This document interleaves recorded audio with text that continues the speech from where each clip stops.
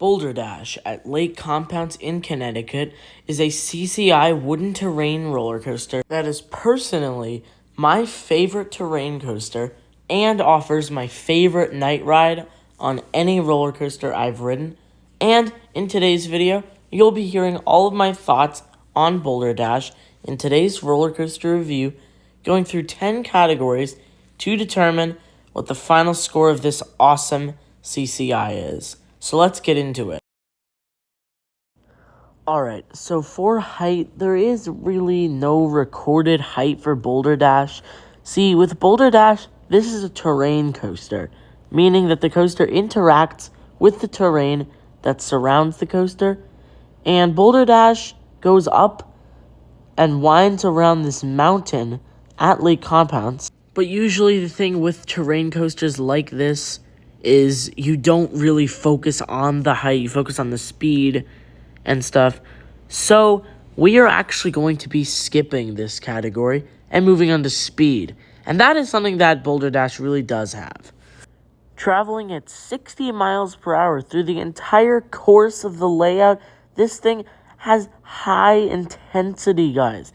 The speed is 60 miles per hour, and that speed is kept throughout the entire coaster. The pacing is just amazing on this thing. It's crazy to think how long it maintains that speed going down the mountains, and it feels like throughout the whole layout, the coaster gets faster and faster and faster as it goes along. And I just love that, guys. And in a night ride, this coaster feels like it's going double that speed. And oh my gosh, guys, Boulder Dash night rides are undescribable.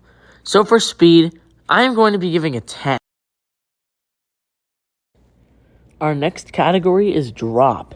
And Boulder Dash has an exceptional drop, I would say. It's not the greatest drop, but doing this drop in the middle of the forest in the summer is amazing, guys. And especially that first turn after the drop is so unbanked that you get some of the strongest lateral forces I've ever experienced, guys. And that already earns this drop an 8.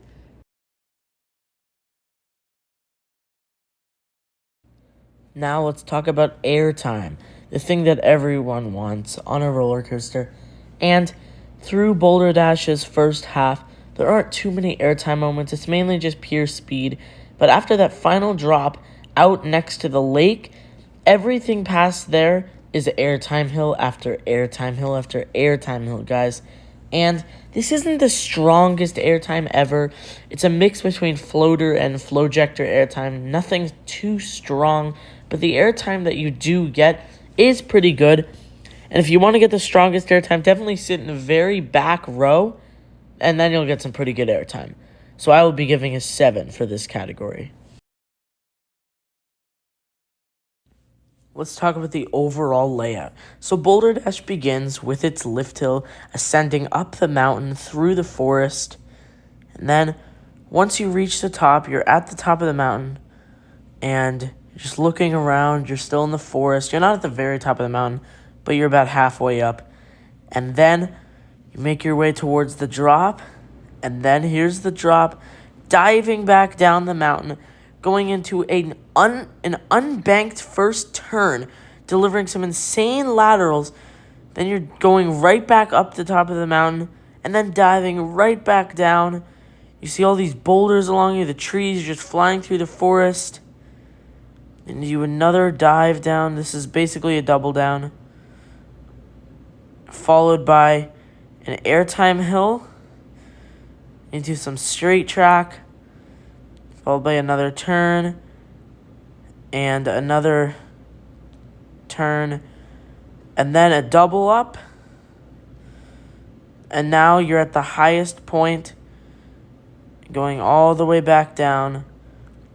And all these turns on Boulder Dash, guys, are unbanked. And then here you go, the series of airtime hills leading you back into the brake run. That's 2 so far. 3, these all give some solid airtime. That's 4, 5, 6. Then you do a double up. So that's 8. And now you're starting to lose some speed. You do one final drop into the brake run. And that is one solid coaster layout. Definitely great for a terrain coaster. And it is just non-stop. Other than the final few moments of the coaster, this does not lose its speed throughout the entire duration. It has a very interesting layout in a solid return run back to the station. Amazing, guys. I'm going to be giving it 10. The number one reason someone might not like a wooden roller coaster is because of its roughness. And Boulder Dash is by no means a smooth roller coaster. But the roughness on Boulder Dash just adds to the intensity. See, normally I would not have this opinion. Normally I would really hate a roller coaster if it's rough, like Wildcat right next to Boulder Dash. I hate that, and I hate it because of how rough it is. Boulder Dash is probably equally as rough, but the roughness just adds to the insanity of the whole experience. So if you do not like roller coasters that really jolt you around, that really are pretty rough, then Boulder Dash is probably not going to be the coaster for you. I understand. But for me, I love roller coasters like this. Insanity. Pure insanity is what Boulder Dash is. And add the roughness, and that makes it 10 times more insane and more intense. And honestly, I would not want this coaster to be smoother. But for the sake of the category, I'm going to be giving a 5 for smoothness. Now, restraints. Boulder Dash has the standard PTC trains. PTC meaning Philadelphia Toboggan Company, the manufacturer of the trains. And these trains are pretty crammed, and the restraints they're okay. I mean, I don't really have any complaints, to be honest. It's really just the trains that's the problem, because the trains are really tightly crammed. I don't like the divider between the two seats, and the actual restraints, pretty freeing, actually. So you can actually have a lot of space between you and the restraint, and these restraints allow for some good airtime. I just don't really like how tightly crammed the seats are.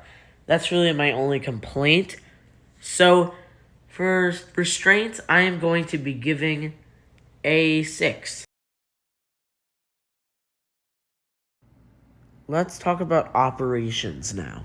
And Boulder Dash has horrible operations. The worst operations ever. To start with, the coaster only operates with one train 24/7. Like, the ride ops have literally told me that they haven't seen the second train running in years during my last visit to Lake Compound. And speaking of last visit, while I was there, it was taking them already 4 minutes to dispatch each train out of the station. Or should I say the train, not each train. So the line, filled with about 80 people, took about an hour to get through, which was horrible. So for operations, I'm going to be giving a 2. And what is the final score of this awesome CCI terrain coaster? Well, I think I'm going to be giving an 8.5, guys. This is a solid terrain coaster. The only thing it needs is just a little bit smoother, and I'd be giving a 10. And guys, this is insane. I love this roller coaster. It's hauling every day, all day. It's so fast. It keeps its speed throughout the entire layout. And this is definitely one of the best wooden roller coasters on the planet. Currently, my third favorite wooden roller coaster of all time. So, that is going to wrap up today's roller coaster review. I hope you guys enjoyed. If you did, please like the video and comment down below what other coasters you would like me to review. And if you want to see more coaster content like this, please subscribe to Coaster Brothers and turn on notifications so you get notified whenever we upload new coaster content. And, of course, guys, as always, stay on the thrill side of life.